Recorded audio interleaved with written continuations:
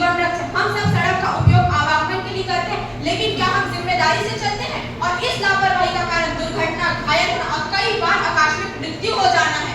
एक अच्छा उदाहरण समाज पर गहरा प्रभाव डालता है।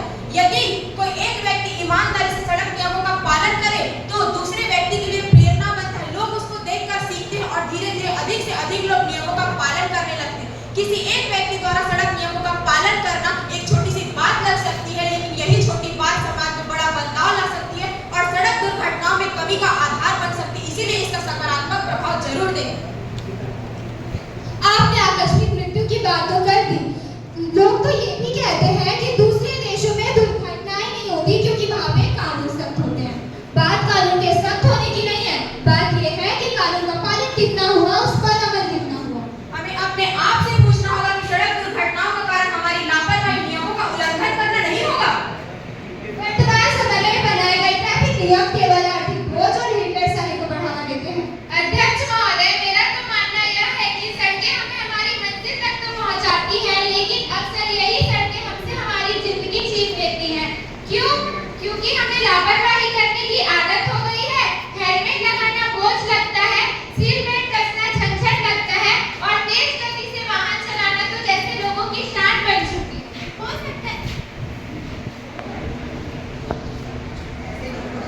सकता है कि आप सही कह रहे हो, लेकिन मुझे यह गलत लगता है।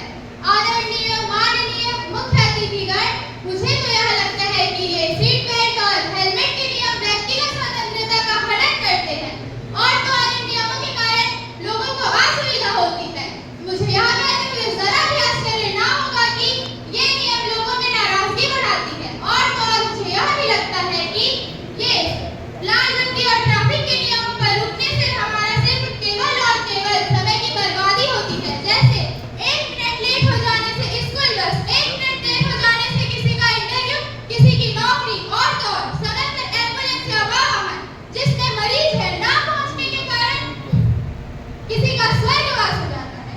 तो ऐसी सावधानी बरतने से भी क्या अर्थ, जिससे हमें सिर्फ और सिर्फ परेशानियों का सामना करना पड़ता हो। मैं इसमें एक वाक्य कहना चाहूंगी, जो चले थे अकेले उनके पीछे आज मेले हैं, जो चले थे अकेले उनके पीछे आज मेले हैं, जो करते रहे इंतजार उनकी जिंदगी में आज भी झमेले हैं। आदरणीय अध्यक्ष महोदय, जैसा कि मेरी विपक्षी साथी कह रही है कि ट्रैफिक सिग्नल पर रुकने से देर हो सकती है, तो हाँ, मैं मानती हूँ कि ट्रैफिक सिग्नल पर रुकने से देर हो सकती है, लेकिन यह आपकी, हमारी, हम सबकी जिंदगी के साथ एक छोटा सा समझौता।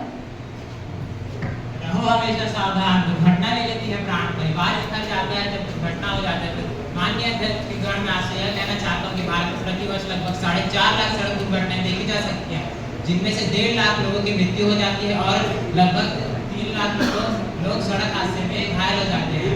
मैं आपको यह आगे बताने की कोशिश नहीं कर रहा, मैं आपको यह बताना चाह रहा हूँ कि इससे परिवारों को कितनी दुख और पीड़ा होती है।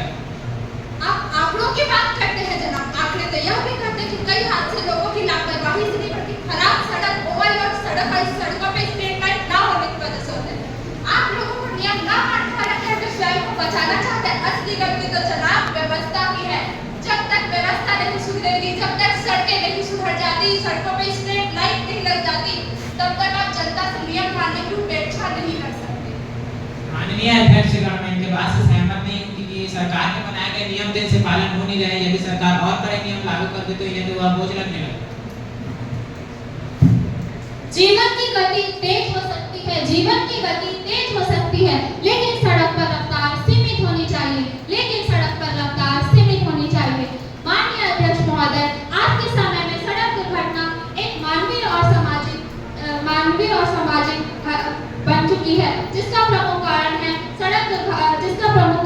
तेज रफ्तार या स्पीड लिमिट का उल्लंघन करना। माननीय अध्यक्ष महोदय, मुझे लगता है कि समय लिमिट में चलना केवल और केवल समय की बर्बादी है। एक आम आदमी यही सोचता है कि यातायात के नियम उसके लिए मुसीबत की तरह बन चुके हैं। सुरक्षा की तुलना में कुछ मिनटों की देरी कोई बड़ी कीमत नहीं है। अगर आप तेज गति से पहुंचने के चक्कर में किसी दुर्घटना के शिकार हो जाते हैं, तो आपका समय ही नहीं बल्कि जान, पैसा और भविष्य सब कुछ खो सकते हैं। मेरे मित्रों, मुझे लगता है कि आपातकालीन स्थिति में मैं यातायात के नियमों को मानने से ज्यादा जरूरी समझूंगा मेरे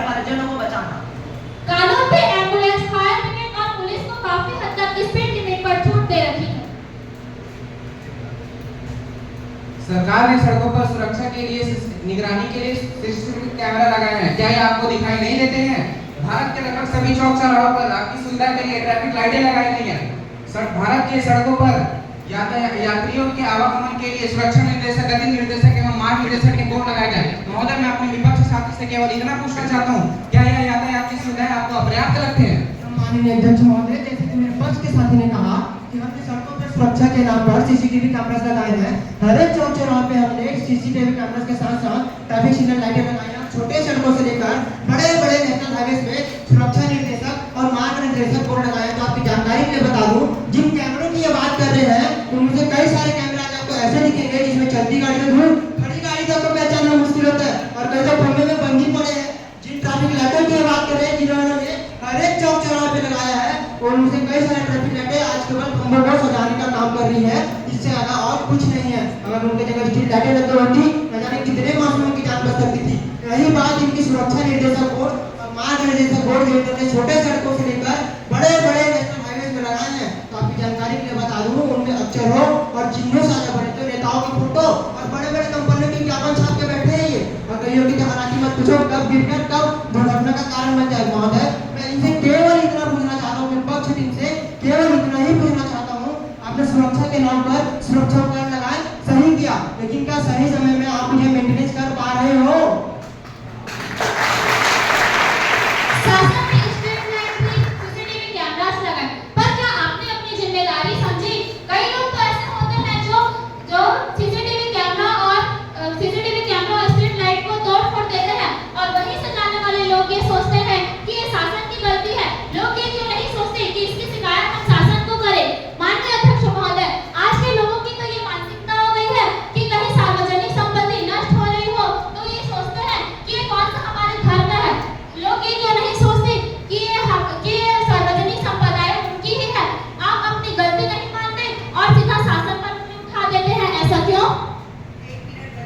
आदरणीय अध्यक्ष महोदय, हमें ये तो बता दिया जाता है कि हमें इन जगहों पर कई सारे उपकरण लगाए, लेकिन ये उपकरण कितने सही तरीके से कार्य कर रहे हैं और कितने खराब है, ये सब चीजों की जानकारी हमें नहीं दी जाती है। ऐसा क्यों?